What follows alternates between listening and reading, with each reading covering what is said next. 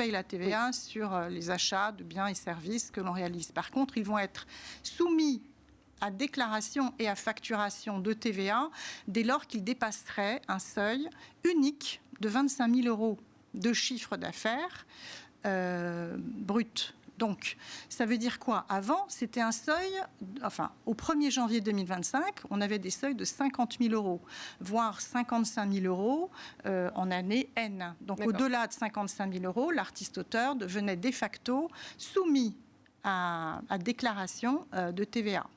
Alors, il y a deux cas de figure. Il y avait aussi des artistes-auteurs qui avaient opté pour le régime de TVA parce que c'est en leur faveur. Qu'est-ce qui se passe quand on déclare la TVA?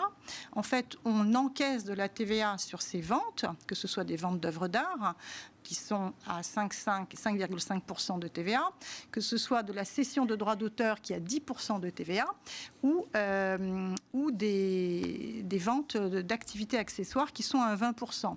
Et on la décaisse de nos achats. Donc il y a des artistes qui font beaucoup d'achats, et donc qui décaissent beaucoup, et donc c'est intéressant pour eux de récupérer de la TVA, mais la grande majorité d'artistes, notamment dans le monde du numérique, n'a pas cette capacité de décaisser la TVA parce qu'ils achètent très peu de matières premières, et donc ça les rend fragiles par rapport à ce seuil de TVA. Donc il faut impérativement maintenir un seuil d'assujettissement à la TVA élevé, de manière à ce que beaucoup d'artistes en soient libérés de cette charge administrative et puis de cette menace qui risque de les appauvrir ou bien de renchérir le prix soit de leurs prestations, soit de la vente de leurs œuvres d'art originales.